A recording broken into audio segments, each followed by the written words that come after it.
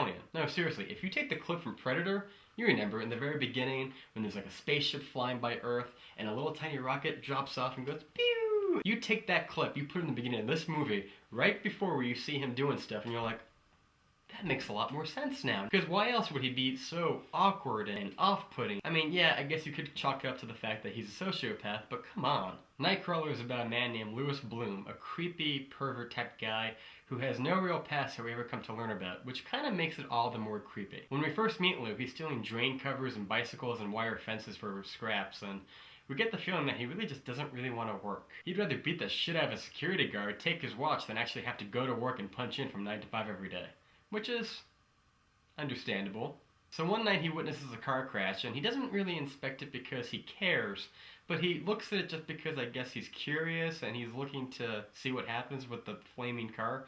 I don't know. And he sees a news van pull up and they're filming it. Bill Paxton jumps out and he's just like, yeah, this is gonna be on the TV. And he's like, really? He's like, that's right, if it bleeds, it leads. And now he has this idea. That's what I'm gonna do.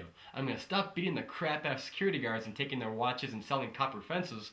I'm gonna go be a Nightcrawler, a guy who goes around town with a CB radio and a camcorder, recording different crimes so I can sell them to the news and make a little bit of money. And he comes to find by Rene Russo, who has this really small channel on, I guess it's like channel 6, and she basically tells him, no, we want to do a show that really shows that the crime-ridden minorities are moving into white suburbia and you should be afraid. And those are the stories that we're going to sell. Think of our newscast as a screaming woman running down the street with her throat cut.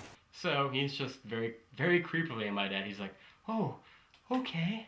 And off he goes. When his footage is not graphic enough, he starts fudging the line between what happened and actually staging the crime to the point that he's responsible for killing multiple people. He enlists a partner to help him drive and navigate, and eventually his partner asks him, why are you like this? Like, you're just not right in the head. You don't understand people.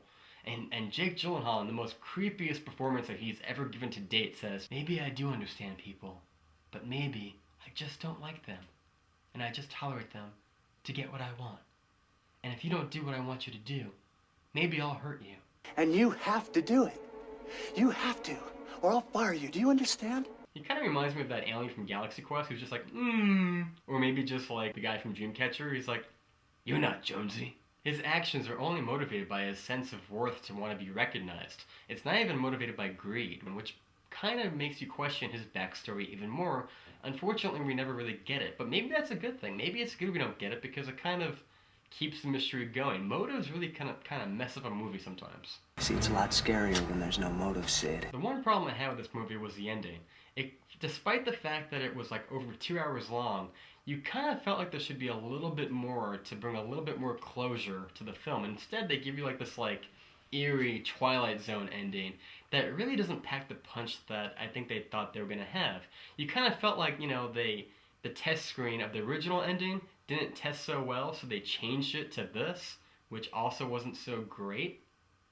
I don't know, I wanted more, but not in a sequel. Please, God, don't make a sequel.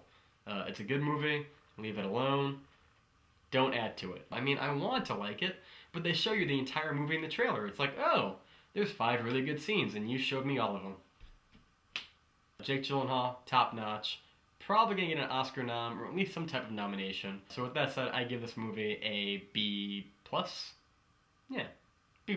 Script is pretty solid, but you're really gonna go see Jake Gyllenhaal. He is amazing.